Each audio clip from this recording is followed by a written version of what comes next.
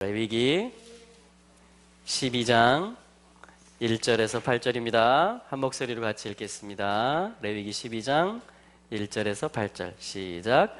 여호와께서 모세에게 일러 이르시되 이스라엘 자손에게 고하여 이르라. 여인이 잉태하여 남자를 낳으면 그는 7일 동안 부정하리니 곧 경도할 때와 같이 부정할 것이며 제8일에는 그 아이의 양피를 벨 것이요 그 여인은 오히려 33일을 지나야 산혈이 깨끗하리니 정결케 되는 기한이 차기 전에는 성물을 만지지도 말며 성소에 들어가지도 말 것이며 여자를 낳으면 그는 이 7일 동안 부정하리니 경도할 때와 같을 것이며 산혈이 깨끗하게 되면 66일을 지나야 하리라. 자녀간 정결케 되는 기한이 차거든 그 여인은 번제를 위하여 1년 된 어린 양을 취하고 속죄제를 위하여 집비둘기 새끼나 산비둘기를 취하여 회막문 제사장에게 가져갈 것이요 제사장은 그것을 여호와 앞에 들여서 여인을 위하여 속죄할지니 그리하면 산혈이 깨끗하리라. 이는 자녀간 생산한 여인에 대한 규례니라. 그 여인의 힘이 어린 양에 미치지 못하거든 산비둘기 둘이나 집비둘기 새끼 둘을 가져다가 하나는 번제물로 하나는 속죄제물로 삼을 것이요 그가 정결하리라. 그가 정결하리라. 아멘. 그래서 부정하게 되는 것을 말했습니다. 레위기 12장에서 아이를 낳은 여인이 부정하게 된다 이렇게 말했어요. 여러분, 부정하게 되는 것은 반드시 어떠한 결말을 가져오느냐? 성경에서, 하나님의 사랑 안에서, 하나님의 시간 안에서 그가 정결하리라. 여러분, 부정한 것은 영원하지 않을 것입니다. 정결한 것은 영원할 것입니다. 이게 하나님의 가르침이에요. 이게 하나님의 손의 역사예요. 여러분, 내 안에 부정한 것이 발견됩니까? 그것은 영원하지 않을 것입니다. 왜요? 하나님의 사랑이, 그리스도의 피 흘림이, 여기 지금 제물을 가져오라고 그러죠? 새끼 순양을, 산 비둘기를, 집 비둘기를 가져오라고 그러죠? 그리스도의 피를 가져오라는 얘기입니다. 여러분, 그리스도의 피가 2000년 전에 골고다에서 흘려졌습니다. 이 제물들, 구약에 나오는 모든 제물들, 그 피들은 그리스도의 피를 다 증거하는 것이며 예표하는 것입니다. 할렐루야. 그래서 오늘날 우리가 산비둘기 잡으러 갈 필요가 없습니다. 그래서 우리는 예수 그리스도의 대속하신 그 보혈을 믿고 그 보혈을 내 생각과 마음에 바르면 되는 것입니다. 그러면 어떻게 됩니까? 믿음이 생기고 소망이 생기고 사랑할 수 있습니다. 할렐루야. 그래서요, 정결한 것이 영원할 것입니다. 이게 하나님의 위대하심입니다. 이게 하나님의 신실하심이고 이게 하나님의 능력입니다. 이게 하나님의 변치 않으시는 사랑인 줄로 믿습니다. 할렐루야. 자, 그러면 오늘 이 레위기 12장에서 이제 전반부, 레위기 1장부터 뭘 가르쳤어요? 하나님이 제사를, 하나님께 가까이 가는 삶을, 5대 제사를, 또 그걸 섬기는 제사장을 위임하고 세우고, 그리고 첫 번째 제사가 무엇인지를 그 아론의 아들들이 다른 불을 향로에 담아 드리는 것을 통해서 제사를 이렇게 드리면 안 된다라고 가르쳐 주셨어요. 예배가, 참된 예배가 무엇인지 하나님이 명한 것을 가져오는 것입니다. 하나님의 방법대로 가져오는 것이에요. 그 마음으로 나아가는 것입니다. 할렐루야. 그래서 오늘도 우리는 신령과 진정으로 드리는 예배가 무엇인지를 계속 배워야만 되고, 하나님 앞에 나아갈 때마다 우리가 함께 모여서 예배할 때뿐 아니고 나 홀로 예배할 때에도 바로 내 마음 중심으로 하나님을 찾고 하나님 앞에 나아가는 것을 우리는 그 예배의 삶을 살아야만 되는 것입니다. 이 일에 주님이 도와주세요.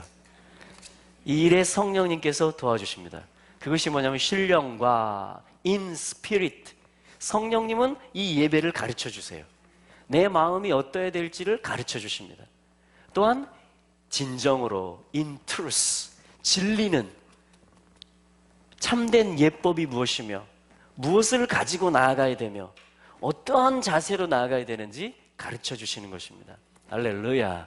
그래서 in spirit and in truth, 신령과 진정으로 예배할지니라. 여러분 바로 지금이 그때인 줄로 믿습니다. 자, 이때에 우리가 또한 성령의 조명 안에서 또 기록된 성경 말씀, 진리의 말씀 안에서 그러면 참된 예배가 무엇인지, 특별히 우리의 삶이 부정한 것은 무엇이고 또한 정결케 되는 것은 무엇인지, 특별히 12장 2절 말씀에 보면 자, 하나님은요 하늘의 뜻을 땅에 내리십니다. 할렐루야. 땅에 하나님의 발판, 발등상을 두실 때까지, 다시 말하면 이 땅에 하늘의 보좌의 뜻이, 아버지의 뜻이 다 이루어지게 하는 것이 아버지의 뜻입니다. 지금 우리가 살고 있는 시간들은 그 시간이에요. 어떤 시간? 하늘의 뜻이 땅에 이루어지고 있는, 하늘의 뜻을 땅에 내리시는 그 시간 가운데 여러분 그 시작이 있었고요, 그리고 그 완성이 있을 것인데 우리는 이 시간 안에 있는 것입니다. 이거를 이 세상이라 그래요. 지금 세상이라 그래요. 그리고 또 하나의 세상이 있는데 또 하나의 시간은 뭐예요? 앞으로 올 세상입니다. 앞으로 다가올 세상이에요. 다가올 시간인데 그것은, 그러니까 유대인들은 시간 관념이 둘이에요. 하나는 지금의 이 현세를 말하는 것이고 하나는 앞으로 올 시간을 말하는 것입니다. 그 앞으로 올 세상은 하나님이 땅에 발을 대시고 사시는 시기를 얘기하는 거예요. 다시 말하면 이 모든 율법이 다 풀어져서 예수 그리스도로 해석되어서 온 땅에 그 영광이 충만한, 예수 그리스도께서 시온에서 왕으로 그 권능의 홀로 온 열방을, 온 우주를 통치하시는 그 세계가 다가오고 있다는 것입니다. 그래서 우리는 그걸 보고 나가야 돼요. 보이는 지금 우리가 살고 있는 이 땅이 다가 아니고 하나님이 예비하신 이 땅에 대한 놀라운 계획, 거룩한 계획이 있어요. 그것이 이루어지고 있습니다. 이 하늘과 땅은 예수 그리스도 안에서만 하나가 돼요. 할렐루야. 그분이 구주가 되시고 그분이 왕이실 때만 하나가 됩니다. 이걸 하늘과 땅의 통일이라 그래요. 에베소서 1장 10절의 말씀대로. 사실 12장 1절에서 여호와께서 모세에게 일러 이르시되, 여호와께서 모세에게 일러 말씀하시되, 이 말씀은 뭐냐면 하늘이 이렇다라는 거예요. 그래서 땅에 이것이 말해질 때, 모세를 통해서 이것이 성경을 해석하고 묵상하고 살아가는 사람들이 나오게 될 때 말씀하신 이 기록된 말씀이 성령 안에서 실제가 되고 이 땅에 임한다라는 말씀입니다. 여호와께서 모세에게 일러 이르시되, 할렐루야. 그래서 우리는 경청하고 우리의 마음을 다해서 듣는 것입니다. 그러면 내 마음이 하늘이 임합니다. 내가 살아가는, 내가 밟는 모든 땅이요 하늘의 임재가, 주님의 왕권이 나타나기 시작합니다. 할렐루야. 이것이 하나님의 말씀을 대하는 자세라고 믿습니다. 자, 2절 말씀 같이 읽어보겠습니다. 시작. 이스라엘 자손에게 고하여 이르라. 여인이 잉태하여 남자를 낳으면 그는 7일 동안 부정하리니 곧 경도할 때와 같이 부정할 것이며. 할렐루야. 자, 이게 오늘 주제거든요. 아기 낳는 겁니다.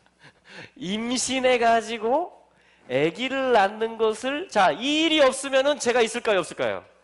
자, 요 12장 2절의 말씀이 없으면 우리 중에 아무도 태어날 사람, 임신될 사람, 예수님조차도 성령으로 씨로 잉태가 되었어요. 할렐루야. 말씀의 씨앗으로 성령으로 잉태가 되었습니다. 할렐루야. 그리고 예수님도 나아지셨어요. 이게 하나님의 섭리예요. 이게 하늘과 땅을 통일하는 어떤 일이에요. 임신해가지고 남과 여가, 우리 중학생들도 잘 들으세요.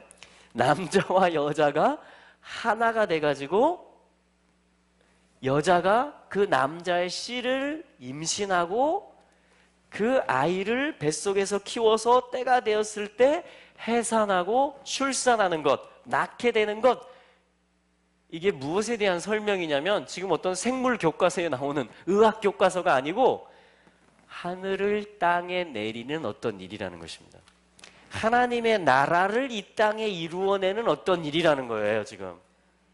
자, 그럼 이게 무슨 말인지 봐야 되겠죠. 신약 성경에도요, 디모데전서 2장 15절에 보면 그러나 여자들이 만일 정절로서 믿음과 사랑과 거룩함에 거하면, 자, 따라해 보세요. 그 해산함으로, 안 따라하는 사람이 있네. 자, 크게 따라해 주세요. 그 해산함으로 구원을 얻으리라. 그 해산함으로 구원을 얻으리라. 자, 이게 지금 어떠한 구원을 얻는 이야기, 예슈아를 얻는 이야기, 하나님의 나라를 이 땅에 이루는 이야기라는 것입니다. 할렐루야. 그래서 여기서요, 나는 남자인데요, 레위기 12장 2절 말씀에서 나는 남자니까 해당이 안 되겠네요, 이렇게 가면요, 이 말씀을 놓치는 거예요. 그리고 이것은 어떤 아기를 실제로 임신해서 어떻게 하는 거군요, 이렇게만 하면 문자적으로만 보는 것입니다. 그러나 이 말씀을 가지고 제가 1절 설명드렸죠. 하늘을 땅에 내리는 것이다. 하나님의 나라를 이루는 것이다. 디모데전서 말씀처럼 해산함으로 예슈와 구원을 얻는 것이다. 해산하는 것은, 다시 말하면 임신하고 해산하는 것은 구원을 얻는 일이다. 하나님 나라의 일이다. 자, 요거를, 이러한 관점을 가지고 이 말씀을 보면 이 말씀을 제대로 해석하는 것이며 이제 적용할 수가 있게 되는 것입니다. 이 말씀이 나의 삶에 올 수 있는 거예요. 할렐루야. 자, 그럼 우리 이 말씀을 봐야 되겠죠. 자, 여기 어떤 말이 나오냐면 이렇게 말하라고 한 거예요. 모세한테, 이스라엘 자손에게. 처음에 나오는 단어가 뭐냐면 타즈리야, 이 말입니다. 타즈리야. 히브리어로 써보면 타즈리야. 자, 타즈리야 한번 읽어볼까요? 타즈리야. 무슨 뜻이에요? 임신. 제 아내는 타즈리야를 7번 했습니다. 7번 타즈리야를 했어요. 자, 7번 뭘 했냐면 씨를, 요 자라라는 것이 뭐냐면 씨라는 말이에요. 임신한다라는 것은 뭐냐면 씨를 갖는다, 씨를 내 속에 둔다, 이 말입니다. 씨를 내 속에 둔다. 정혼하지 않은 처녀가, 그렇죠? 정혼하지 않은 처녀가 다른 남자의 씨를 임신하면 어떻게 돼요? 돌에 맞아서 죽게 되어 있습니다. 그 말은 뭐냐면 하나님이, 물론 어떤 도덕적이신 하나님이시라는 말도 되지만 그걸 훨씬 뛰어넘는 말이에요. 왜 하나님이 처녀가 다른 남자의 씨를 가지면, 자, 이때의 경우는 뭐냐면 자, 두 가지가 있죠. 두 가지. 자, 하나는 완전히 그냥 처녀예요. 종혼 관계에 있지 않은. 그럴 때에 뭐냐면 다른 남자의 씨를 가지면 토라가 어떻게 하라고 그랬어요? 이 남자가 이 여자를 책임져야 된다, 이렇게 말합니다. 그래서 돈을 이 여자의 부모님에게 주고 이 여자를 평생에 자기 아내로 삼고 살아야 된다, 이렇게 말해요. 먼저는. 그렇죠? 그게 합당합니까? 아멘. 둘째는 처녀긴 처녀인데 정혼한 처녀가 있어요. 약혼 관계에 들어온, 그럼 모든 법적으로는 결혼한 것입니다. 그런데 이 정혼한 처녀가 다른 남자의 씨를 가지면 어떻게 해요? 돌에 맞아서 죽게 되어져 있습니다. 자, 이것이 누가복음 1장에서 마리아가 놀란 거예요. 그죠? 네가 잉태할 것이다, 이렇게 하니까 이렇게 된 것입니다. 자, 아무튼 왜 하나님이 그런 말씀을 주시겠어요? 율법에? 바로 씨를 가져서 임신하는 것이 어떠한 하나님의 나라를 이루는 일이라는 것입니다. 자, 그래서 이 씨라는 말은 씨, 자라, 한번 해볼까요? 자라. 자, 이 씨라는 말은 성경에서 창세기 3장 15절 또 창세기 22장 말씀에 보면 네 씨가, 창세기 3장 15절에는 여자의 후손, 여자의 자라, 여자의 씨가, 이 누구를 가리키는 말씀이에요? 창세기 22장에서 이삭에게 네 씨가, 아브라함에게 네 씨가 대적의 성문을 차지하게 될 것이다. 누구에 관한 말씀이에요? 그리스도에 대한 말씀입니다. 자, 그럼 이제 우리는 알 수 있어요. 남자인 저도 레위기 12장 2절에서 여자입니다. 신부, 교회를 신부라고 하죠. 그리스도의 신부. 그 얘기는 뭐냐면 교회라는 것은 그리스도를, 말씀을 임신하는 존재라는 뜻이에요. 하나님 나라를 잉태해서 그것을 해산하는, 수고를 감당해서 해산해내는 그러한 존재를 하나님의 교회라고 하는 것입니다. 그러기 때문에 이 율법이 있는 거예요. 물론 도덕적으로도, 성도덕적으로도 그러한 율법이 있지만 하나님은 더 본질적으로 하나님 나라를 가르쳐 주시는 것입니다. 할렐루야. 자, 그래서 뭐냐면 우리 모두는 그리스도의 신부이기 때문에 우리 모두는 다 잉태하는 존재가 됩니다. 우리가 임신하는 것은 뭐냐면 말씀이신 그리스도를 임신하는 것이에요. 그래서 이 자라, 다스리아, 자라라는 말은 임신하다, 잉태하다, 하나님의 말씀, 그리스도를 가지다, 품다, 이런 말이 되는 것입니다. 자, 이게 타스리아란 말이에요. 이거는 누구만 할 수 있느냐? 하나님의 말씀이신 그리스도를 임신하는 것은 누구만 할 수 있느냐? 에제르, 돕는 배필, 에제르만 할 수 있는 거예요. 이건 누구만 할 수 있다고요? 에제르. 에제르가 누구예요? 신부, 돕는 배필을 얘기하는 것입니다. 에제르, 돕는다 이런 말이에요. 에제르는 엘리에젤, 에스라, 에스라, 하나님의 도움을 아주 잘 입은 사람, 하나님이 어떤 일에 도우시는가를 잘 표현해 주는 사람이 에스라예요. 엘리에젤은 뭐예요? 하나님의 도움이 어디 있는지, 아브라함에게 준 유업을 잇는, 리브가를 데려오는 그 일에 엘리에제르가 출동을 하는 것입니다. 하나님의 도움이 절대적으로 필요한 일에, 또한 포로기로 갔다가 다시 약속의 땅으로 돌아와서 성전을 짓고 하나님의 토라를 회복하고 예배를 회복하고 성전을 다시 짓는 그 일을 한 사람, 지도자가 누구예요? 에스라. 바로 돕는다 이런 뜻이에요. 하나님이 도와주신다, 하나님의 도움을 입는 자다 이런 뜻이에요. 에스라는 여러분, 하나님의 유업을 잇는 일, 하나님의 성전, 하나님의 나라를 이루는 일, 그것을 할 때 하나님이 도우세요. 할렐루야. 근데 하나님은 도움을 또 필요로 하세요. 우리의 도움을. 하나님은 전능하셔서 다 하실 수 있는데 하나님은 우리와 함께 하기로 원하세요. 그래서 이 신부를, 아담의 돕는 배필을 뭐라고 이름을 주시냐면 돕는 자다, 에제르다, 신부다, 이렇게. 그러니까 하나님이 나에게 오늘 원하시는 것이 있는데 나를 좀 도와달라. 이렇게. 내가 어떤 일을 하고 싶은데, 나의 나라의 일을 하고 싶은데 나를 좀 도와달라, 이렇게 말씀하시는 것이에요. 여러분, 우리 맨날 하나님한테 하는 얘기가 그거죠. 저 좀 도와주세요. 저 좀 도와주세요, 주님. 물론 맞아요. 하나님 기뻐하십니다. 그런데요, 우리가 한번 이렇게 기도해 보는 거예요. 하나님, 제가 어떻게 도와드릴까요? 그게 뭐냐면 이 에제르 신부의 기도예요.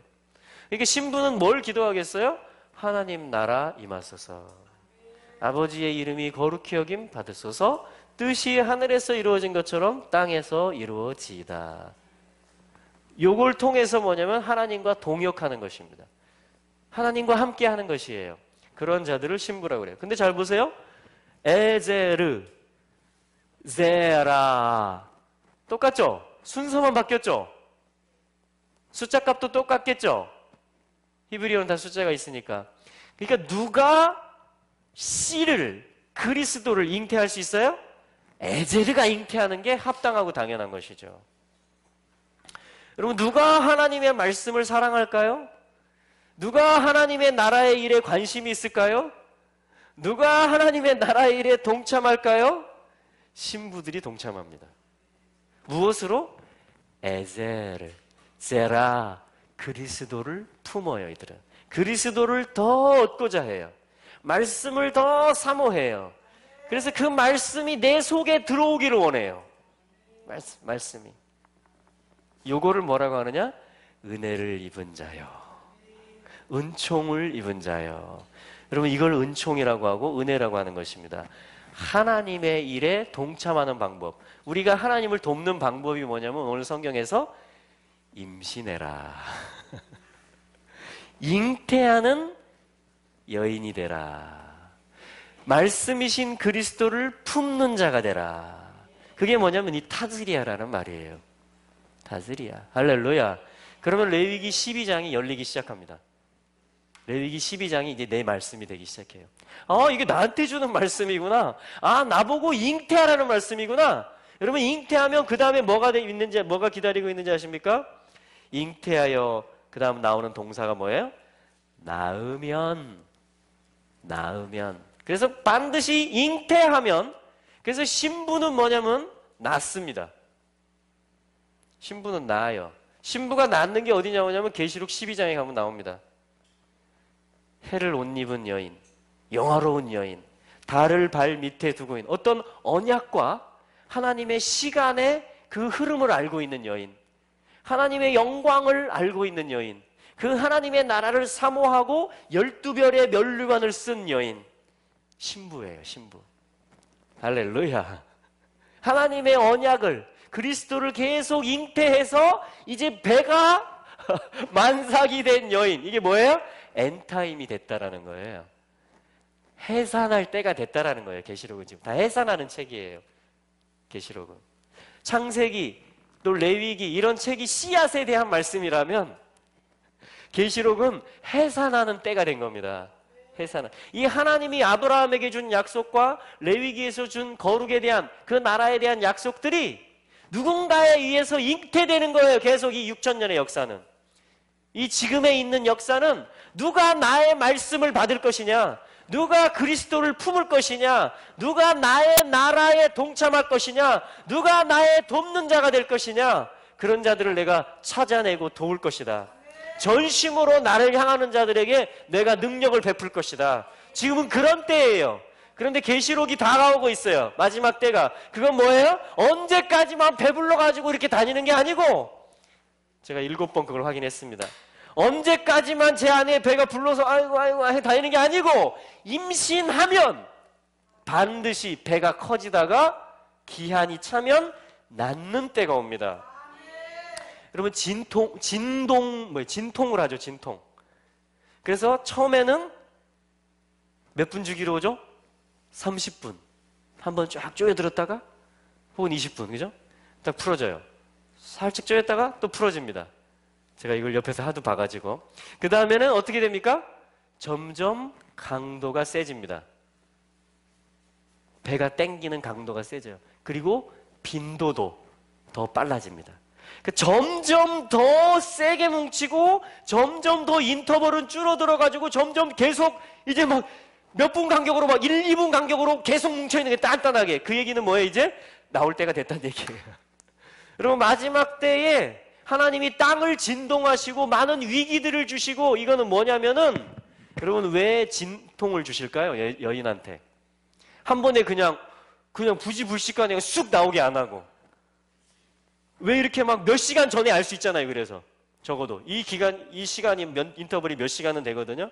저희 첫째 애를 낳을 때는 아무것도 몰라가지고 집에서 받으려고 하는 선교지에서 36시간, 처음에 진통이 걸리기 시작한 다음부터 그냥 나중에 하다가 아내가 지쳐가지고 옆에 있는 병원으로, 현지인 병원으로 가서 의사가 배를 막 밀어가지고 빼냈습니다. 저희 지환이를. 근데 애기도 힘이 다 빠져가지고 왜 이 진통을 주느냐?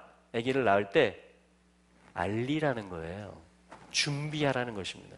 챙겨놓은 물건들 준비해서 병원에 가든지 조산사한테 가든지, 그리고 시부모님 알리고 남편 알리고, 그러니까 이 아내가, 만삭인 아내가 진통이 시작됐다라는 전화가 오면 어떻게 돼요?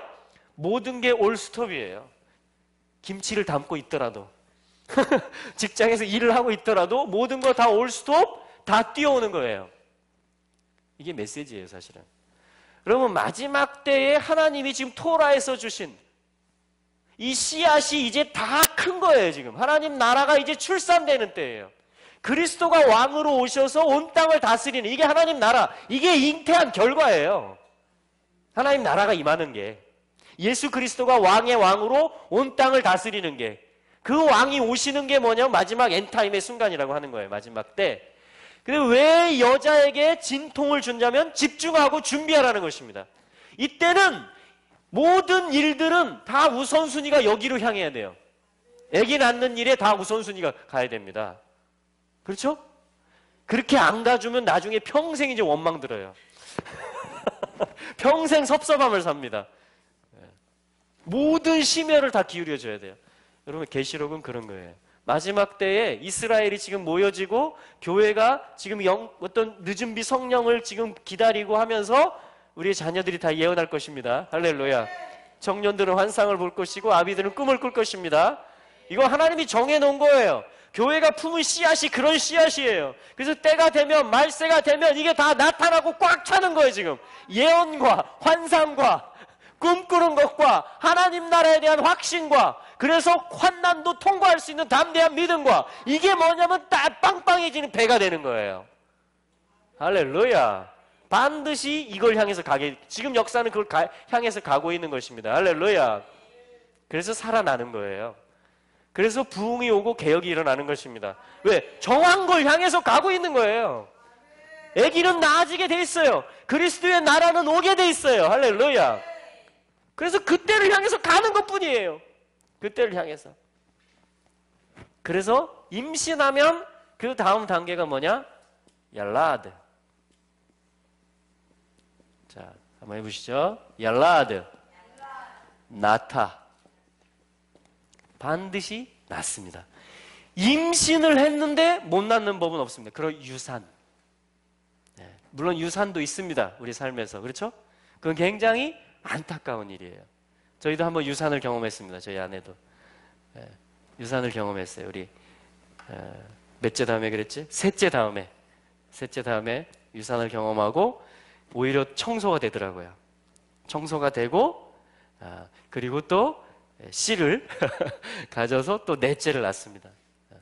그러니까 하나님은 그리스도라는 씨를 하나님의 백성 가운데 두셨습니다.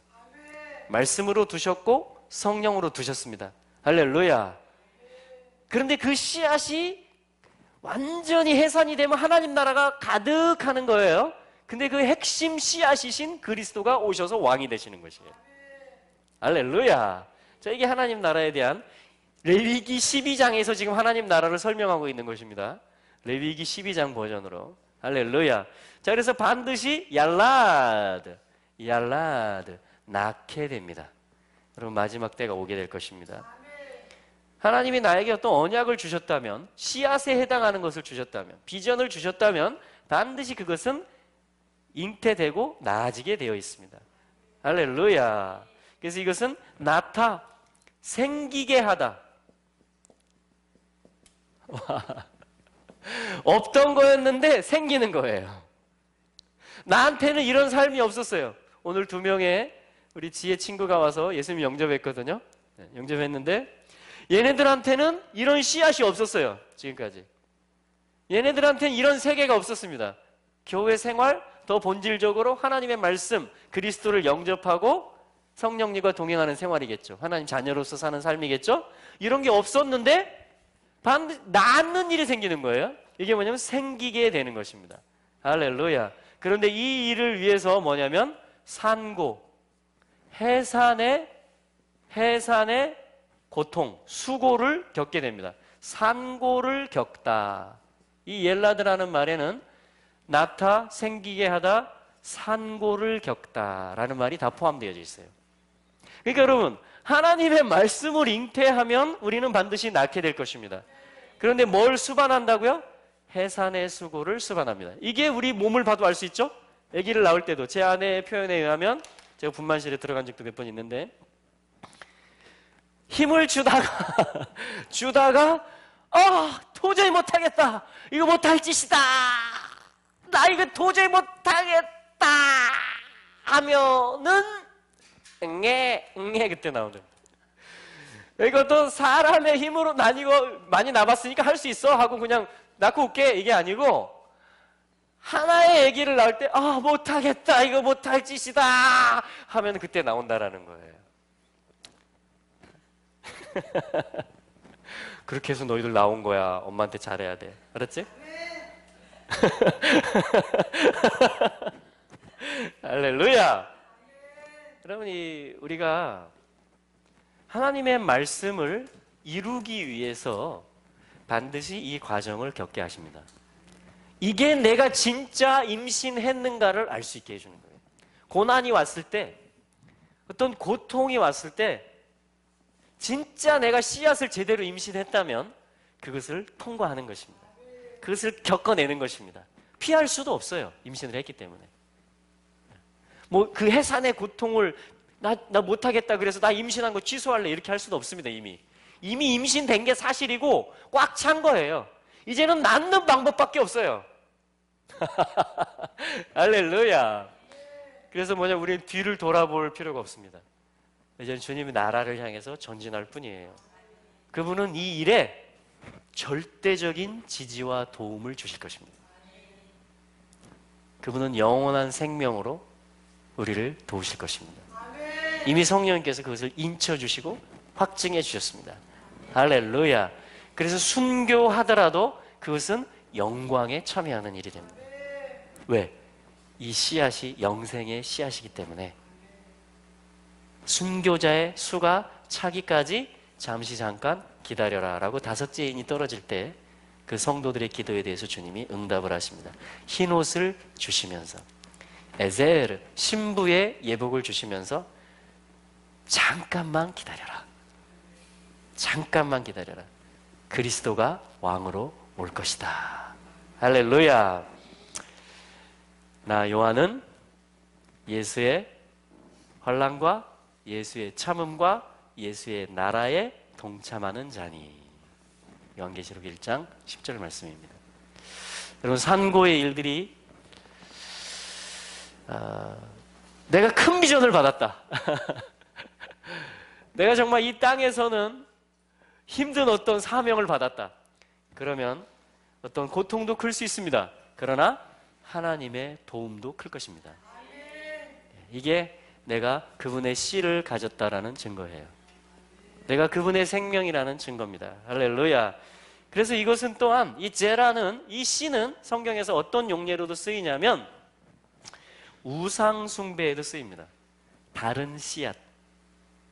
그러니까 다른 씨앗을 내가 깊은 곳에 은밀하게 아간처럼 감춰놓고 있게 되면 그것이 드러나게 돼 있어요. 또 이걸 다른 동기, 숨은 동기라고 합니다. 그래서 다른 씨앗이 발견되면 어떻게 해요?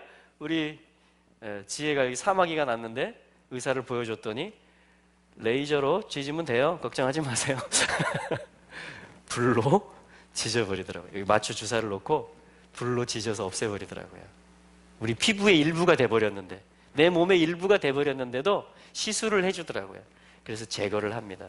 여러분, 내 안에 다른 동기가 있을 수 있어요.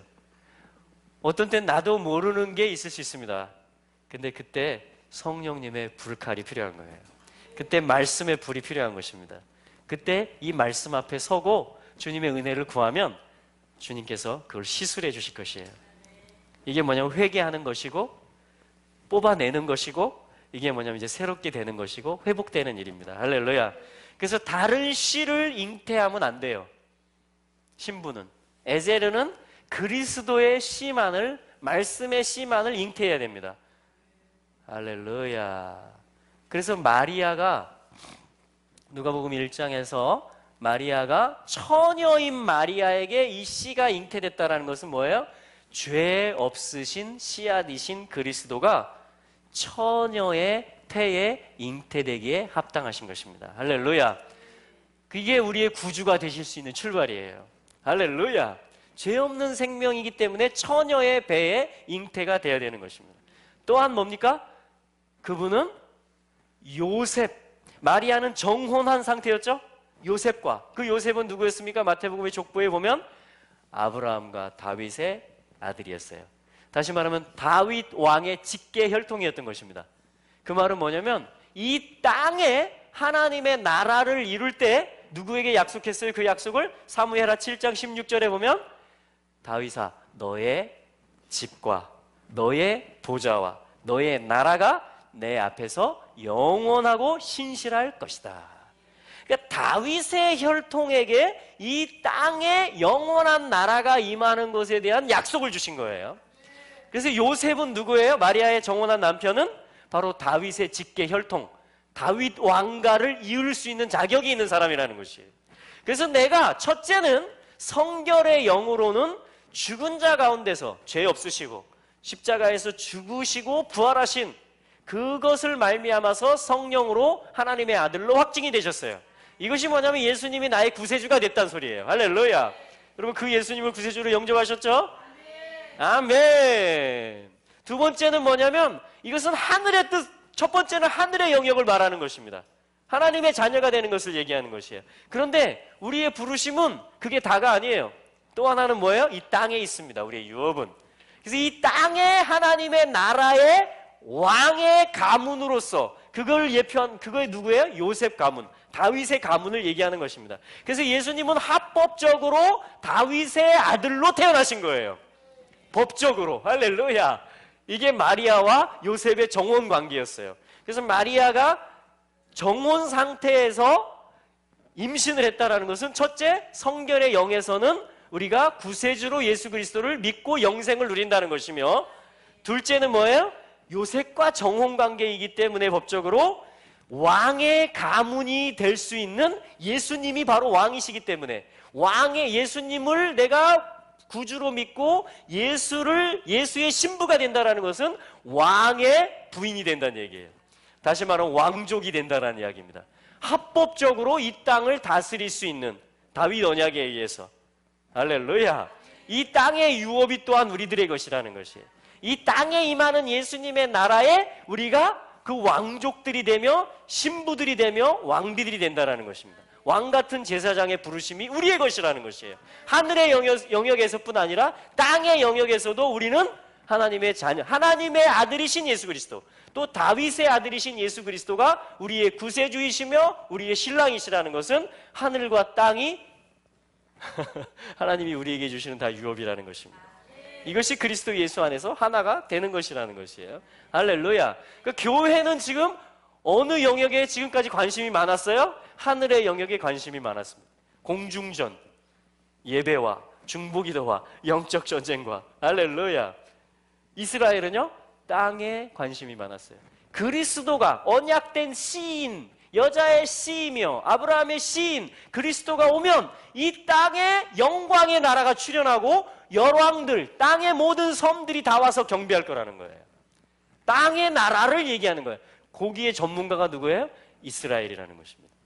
이스라엘. 그래서 오늘도 다윗의 씨가 오기를 기다리고 있는 거예요. 자, 그래서 이스라엘과 교회는 하나로 만나는 것입니다. 이스라엘은 그 씨가 예슈아다.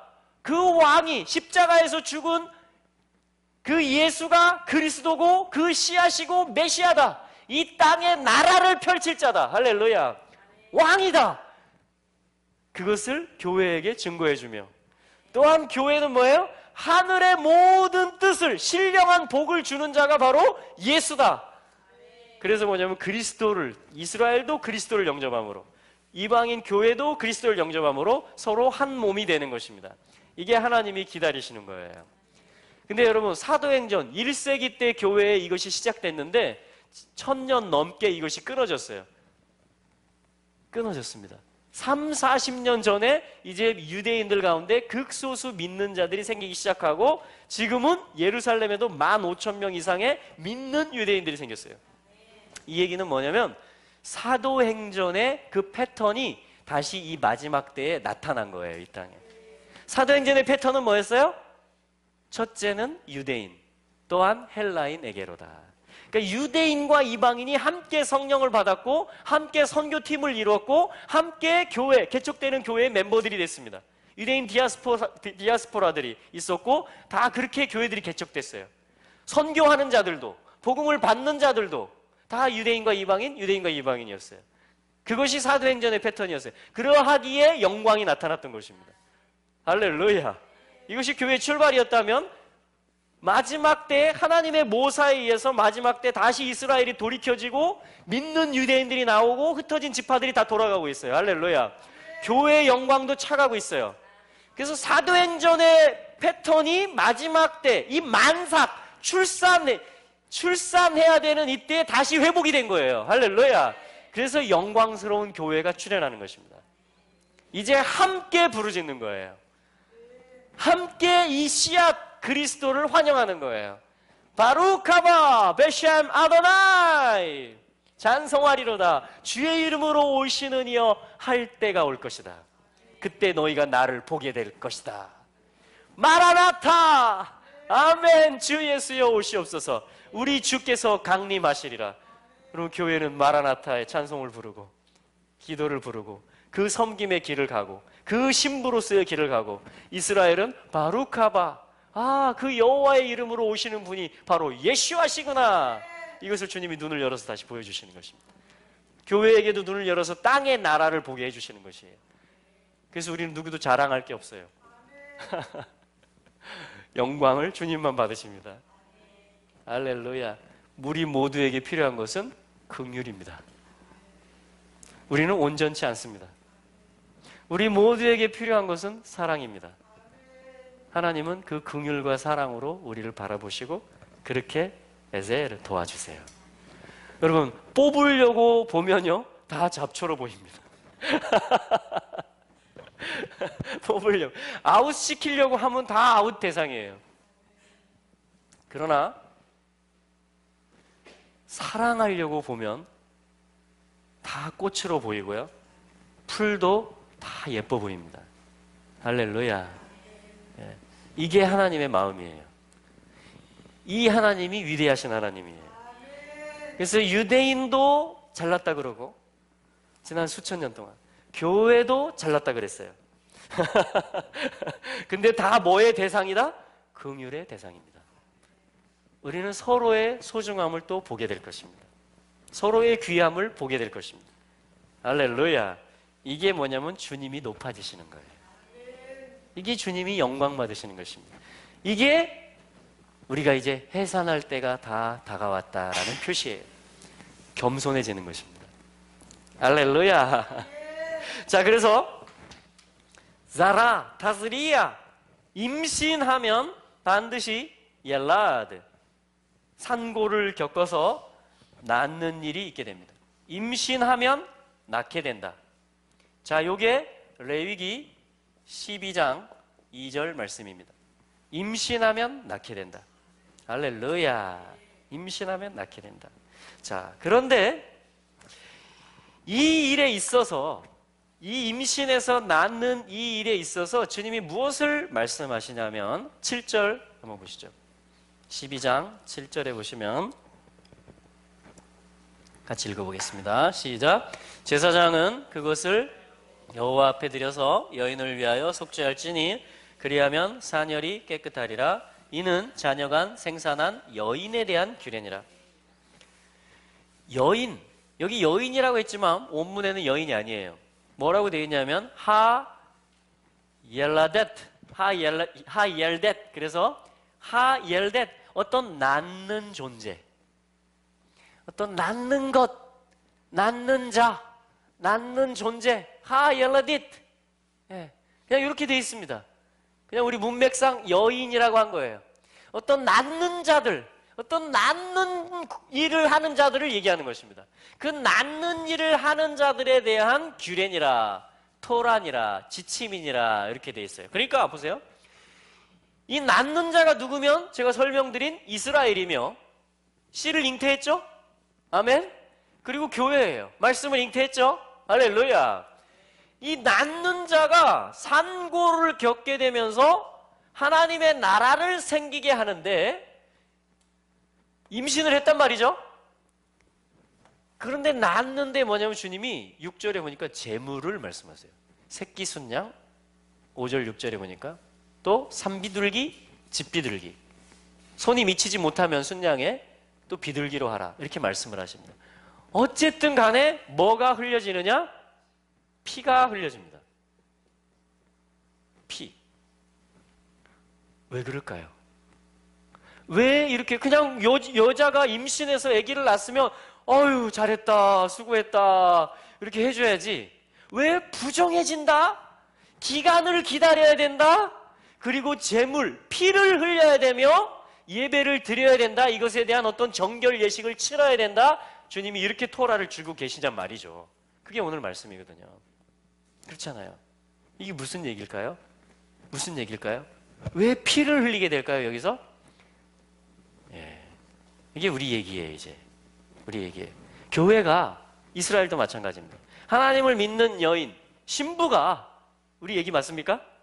신부가 주님을, 씨앗인 그리스도를 얻어서 임신해서 이게 지금 역사예요.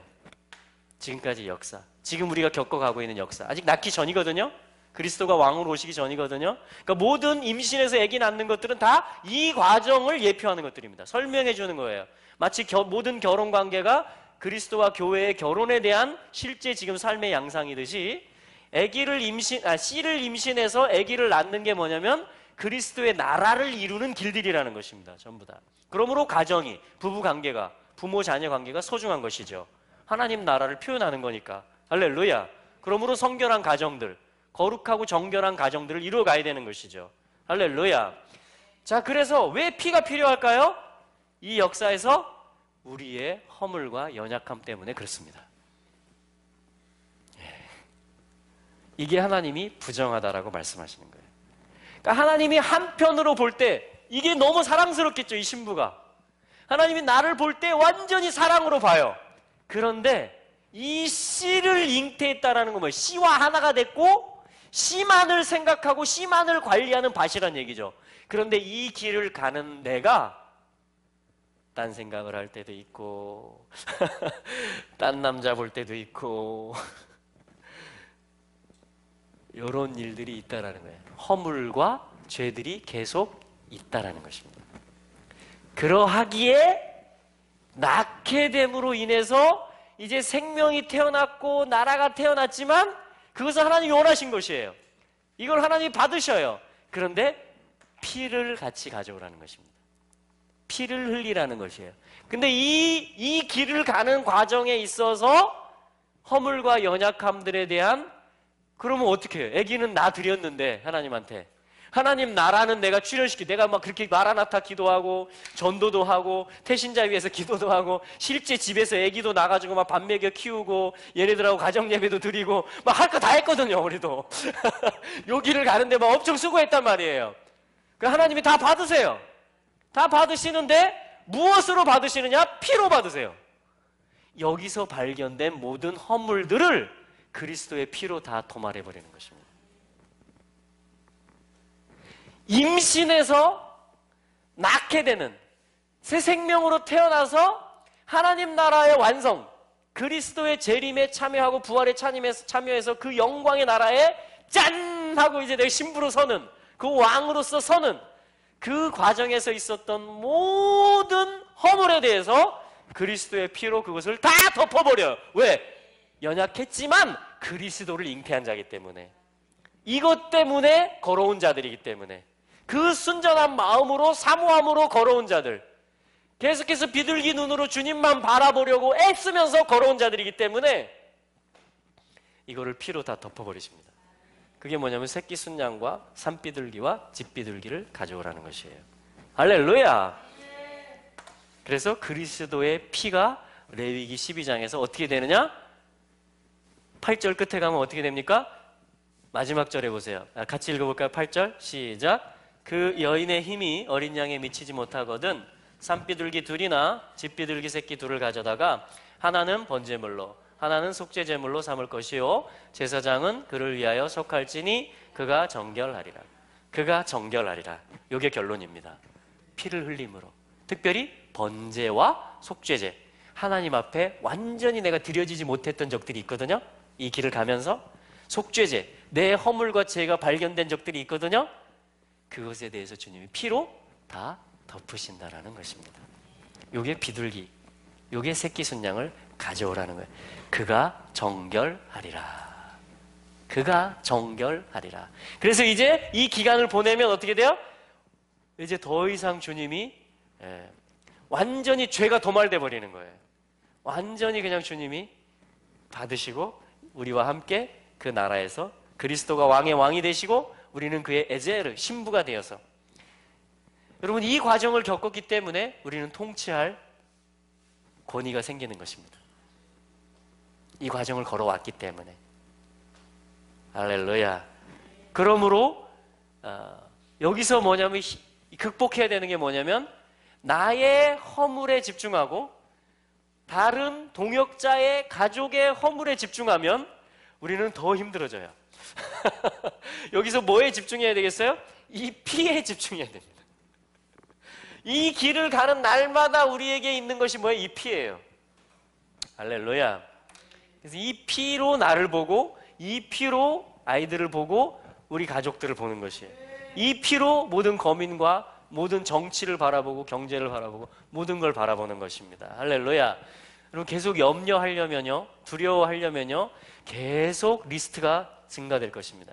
그러나 하나님의 나라, 하나님의 말씀이 임할 것이라는 믿음으로 선포하기 시작하면 모든 염려거리들, 불안거리들도 다 선포 제목이 됩니다.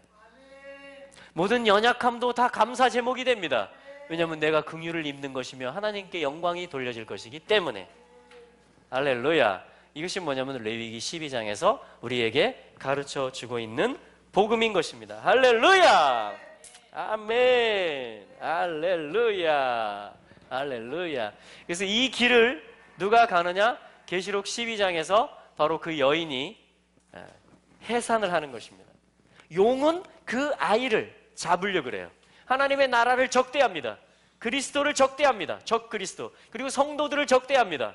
철장으로 만국을 다스릴 자들을. 그러나 하늘이 그 아이를 데리고 올라갑니다. 그리고 이 여자는 또 양육을 받습니다. 안전한 곳에서. 그리고 이제 뭐예요? 주님이 왕으로 등극하시는 프로세스가 진행이 됩니다. 심판이 진행되고요, 또 긍휼이 부어집니다. 할렐루야. 그래서 완전한 심판, 완전한 긍휼이 부어집니다. 할렐루야. 그게 뭐냐면 이 마지막 때예요. 이제 우리에게 주신 모든, 교회와 이스라엘에게 주신 모든 하나님의 자녀들에게 주신 사명에 속하는 것, 부르심에 속하는 것, 기도의 부담에 속하는 것, 모든 그 헌신의 것들, 그것들이 이제 다 해산이 되고 나타나는, 그럼 얼마나 영광스러울까요? 우리 여기 계신 분들의 그 비전만 다 나타나도 얼마나 영광스러운 땅이 될까요? 할렐루야. 얼마나 풍성할까요? 그런데 이 정도가 아니고 온 교회, 지금까지 있었던 모든 성도들의 기도와 간구, 믿음, 소망, 사랑, 그 영혼에 속하는 것, 하나님 나라에 속하는 것, 이 씨앗으로 말미암아 잉태되어졌던 것들, 그것이 다 출현한다고 생각해 보세요. 얼마나 그 영광이 가득하고 가득할까요? 얼마나 그 풍성함이 차고 넘칠까요? 얼마나 아버지께 영광이 돌려질까요? 하나님은 이 일을 위해서 얼마나 긍휼을 베푸셨을까요? 하나님은 이 일을 위해서 완전한 심판을 베푸십니다. 할렐루야. 와, 위대한 때예요 지금이. 그래서 지금이 긍휼을 하나님이 부으시는 때이며, 또한 악한 자에 대해서 이 다른 씨가 맞다라고 그 자랑하는 것들에 대해서 하나님이 심판하시는 때가 다가오고 있는 것입니다. 할렐루야. 그것이 계시록 12장 사건이에요. 또 하나의 말씀만 더 보겠습니다. 우리 이사야서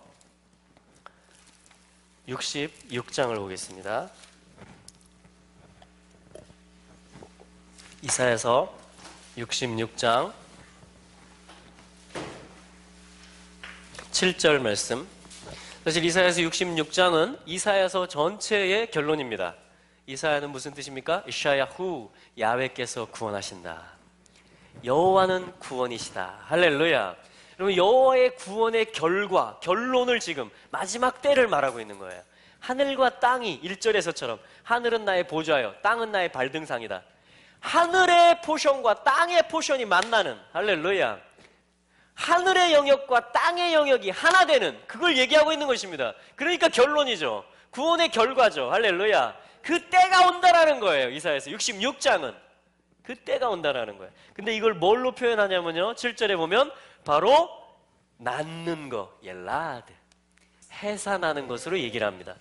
하나님 나라가 이 땅에 출현하는 것을. 7절 8절 같이 한번 읽어보겠습니다. 9절까지 시작. 시온은 구로하기 전에 생산하며 고통을 당하기 전에 남자를 낳았으니 이러한 일을 들은 자가 누구이며 이러한 일을 본 자가 누구이뇨. 나라가 어찌 하루에 생기겠으며 민족이 어찌 순식간에 나겠느냐. 그러나 시온은 구로하는 즉시에 자민을 순산하였도다. 여호와께서 이르시되 내가 임산케 하였은즉 해산케 아니하겠느냐. 네 하나님이 이르시되 나는 해산케 하는 자인즉 어찌 태를 닫겠느냐 하시니라. 아멘. 하나님은 태를 여시는 하나님, 오늘도 우리에게 잉태할 것들을 주고 계시는 하나님, 오늘도 하나님은 태를 여시는 하나님. 할렐루야. 오늘도 신부들에게 우리가 진정으로 잉태해야 될 씨앗들이 무엇인지 선명히 가르쳐 주시는 성령님. 할렐루야. 잉태케 하시는 하나님, 또한 뭡니까? 해산케 하시는 하나님. 나 여호와가 잉태케 하였은즉 어찌 해산케 하지 아니하겠느냐. 그러니까 이 모든 여정을 주님이 주관하신다라는 것입니다. 그거에 대한 한 예로서 주님이 시온을 말씀하십니다. 시온은 뭡니까? 에덴 동산, 예루살렘이 황폐케 된 이름이 시온입니다. 시온인데 황폐케 된 모습인데 뭐냐면 구로하는 거예요. 애기 낳는 산고를 시작하는 것입니다. 왜? 시온이 아무리 먼지 날리고 아무리 지금 짓밟히고 있다 하더라도 그 데스티니가, 하나님의 창조와 구속의 그 택정함의 섭리가 시온은 시온이라는 거예요. 시온은 왕의 도성이라는 것입니다. 하나님의 자녀들이 뛰어놀, 예배할 그런 무대라는 거예요. 할렐루야. 하나님이 택한, 하나님이 거하시기로 택한 장소라는 거예요. 할렐루야. 그래서 시온이요, 뭔가를 임신하고 있다 이 얘기예요. 지금 해산을 한다라는 것은, 구로를 한다라는 것은 시온 안에 하나님이 어떤 엄청난 씨앗을 넣어놨다라는 거예요. 그리스도, 씨이신 그리스도가 거기 사실 것이라고 시편 132편에 보면 내가 시온에 영원히 거할 것이다. 내가 이를 원하기 때문이다. 할렐루야. 그러니까 이 씨앗을 품은 그 자체가 뭐냐면 시온이에요. 그리스도의 도성이에요. 그냥 할렐루야. 영광스러운 시온이에요. 그런데 지금까지 수천 년 동안 어땠어요? 짓밟혔고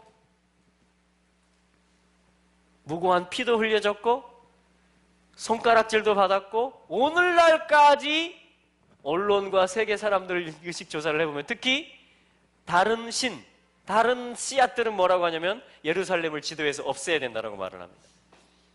유대인들을 다 죽여야 된다고 말을 합니다.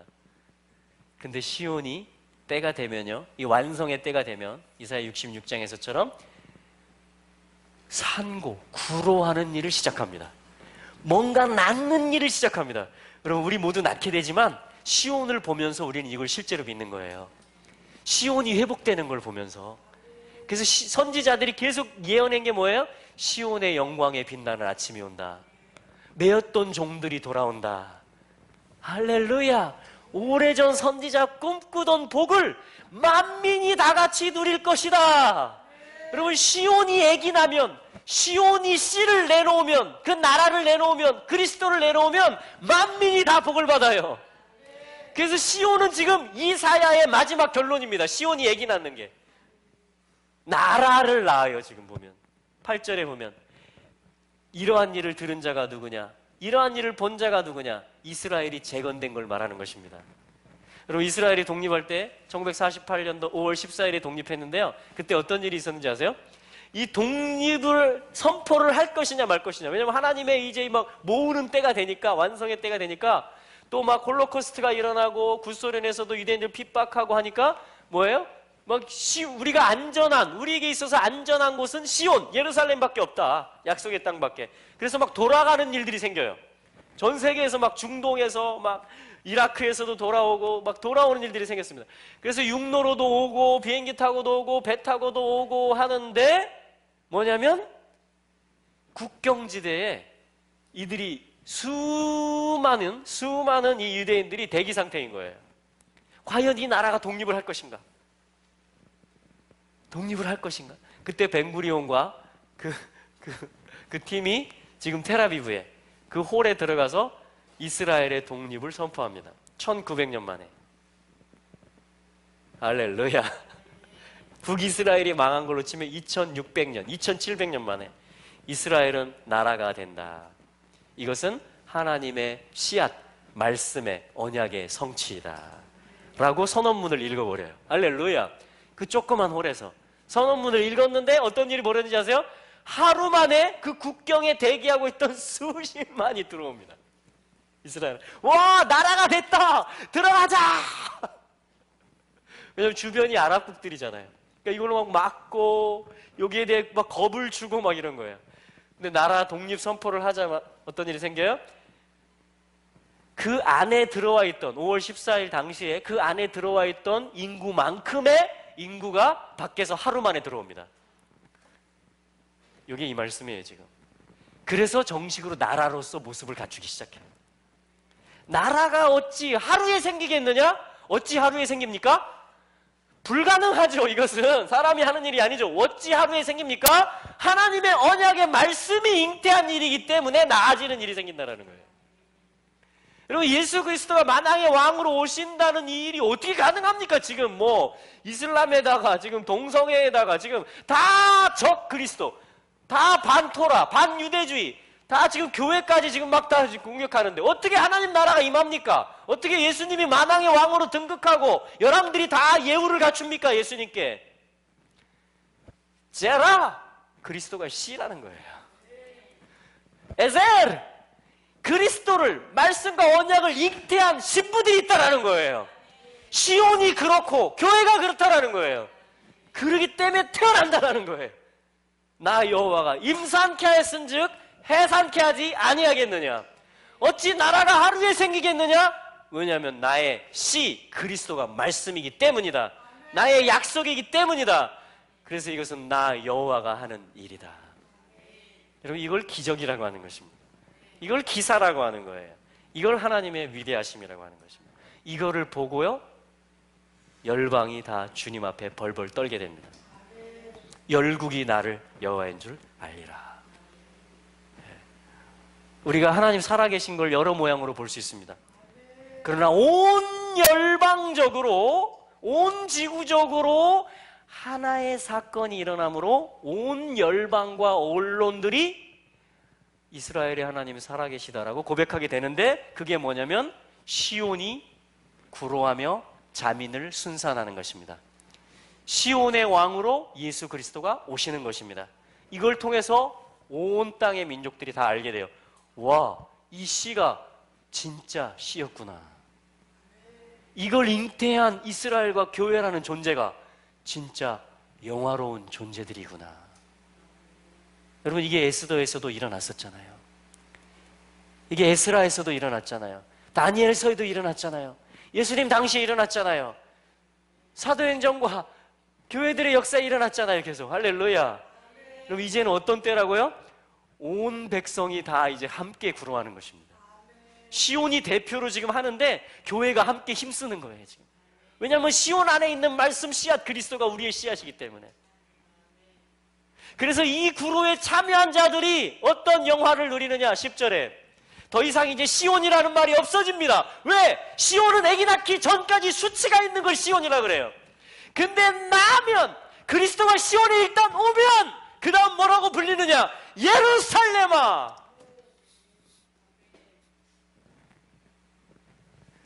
예루살렘을 사랑하는 자여, 다 그와 함께 기뻐할지어다. 이게 신부들을 향해서 하는 말입니다. 예루살렘을 사랑하는 자들이요. 시온이 구로하는 일을, 시온이 겪게 되는 그 산고를, 여러분, 마지막 때가 되면 열방이 군대를 모아서 예루살렘을 치러 올라갑니다. 시온이 아기 낳는 일 때문에 열방이 연합을 해서 시온을 치러 올라갑니다. 여러분, 이게 무슨 얘기라고요? 이스라엘 한 나라를 없애자는 얘기가 아니고 이 씨앗을 대적하는 일이에요. 그리스도를 적대하는 일인 것입니다. 그때 하나님 뭐라고 하십니까? 저희를 놀래어 이르시기를, 나의 기름 부음 받은 왕을 나의 시온에 세웠다. 할렐루야, 할렐루야. 이 믿음을 저희가 가져야 될 줄로 믿습니다. 그래서 예루살렘의 평화를 위해서 기도하는 것이며, 예루살렘의 왕, 이 씨앗, 이분을 우리가 잉태한 거예요, 교회가. 근데 그분이 구세주일 뿐 아니라 영의 영역에 있어서, 하늘 어떤 영역에 있어서 우리의 구주이실 뿐 아니라 땅에서 우리의 신랑이란 말이에요. 땅에서 내가 왕이 되고 제사장이 될 수 있는 것은 그분의 피로 나를 사셔서 왕과 제사장으로 들이셨다라는 것입니다. 그 얘기는 뭐예요? 하늘에서뿐 아니고 땅에서 실제로 우리가 다스린다라는 것입니다. 저희가 그리스도로 더불어 땅에서 왕 노릇하리로다. 여러분, 이것을 이제 주님이 교회 가운데 알리시는 때예요. 이스라엘 가운데도 이제 알리시는 때예요. 예수아가 한 마시아기심을. 그 찌른 자 그를 바라보고 애통할 것이다. 여러분, 이게 이스라엘이 지금 그걸 보고 교회가 이걸 보는 게 뭐예요? 해산의 때가 가까웠다라는 징표인 것입니다. 지금 우리는 그 시대 가운데 있습니다. 우리는 이 먼 곳에서 교회로 부름을 받았습니다. 그러나 우리는 시온과 직결되어 있습니다. 우리는 예루살렘과 함께 기뻐하기로 부름받은 신부들입니다. 여러분, 예루살렘 우리 주님의 성읍이에요. 예루살렘은 우리의 성읍입니다. 이것이 오늘 하나님께서 이 낳는 이야기, 임신해서 낳는 이야기를 통해서 주시는 하나님 나라의 씨앗의 비전인 것입니다. 할렐루야. 우리 요 기도해야 됩니다. 이 말씀을 가지고 우리 한번 기도하며 나아갈까요? 하나님 아버지, 저에게 이 눈을 열어주시니 감사합니다. 오늘 주신 이 말씀의 씨앗을 제가 제 영의 깊은 곳에 저장합니다. 제 생각 속에 메모리 시킵니다. 그리고 내 영과 혼과 몸이 이제는 시온을 바라볼 때, 시온의 그 구로하는 일을 바라보며, 흩어진 지파들이, 야곱의 지파들이 돌아가는 일을 바라보며, 이게 나의 일이구나, 이게 내 신랑의 일이구나, 이게 하나님 나라의 일이구나, 나라가 하루에 생기는구나, 기적이 일어나는구나. 왜냐하면 씨앗을 잉태했기 때문에 출산하는구나, 해산하는구나. 산고가 있지만, 수고가 있지만 하나님 나라는 임하는도다. 하나님 나라는 임하는도다. 우리가 그 기도하기 원합니다. 우리 주여 한번 부르고 같이 기도하며 나가겠습니다. 주여!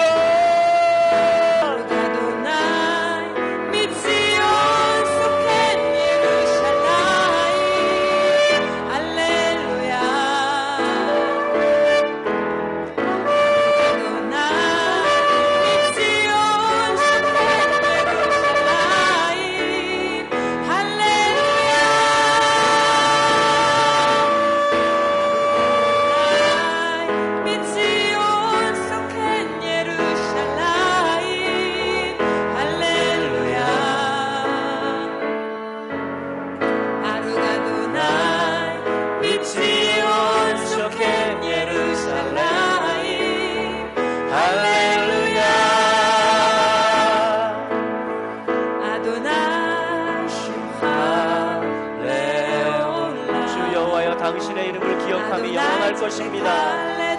당신이 우리의 씨앗이십니다. 당신의 이름이 영원하고 영원할 것입니다.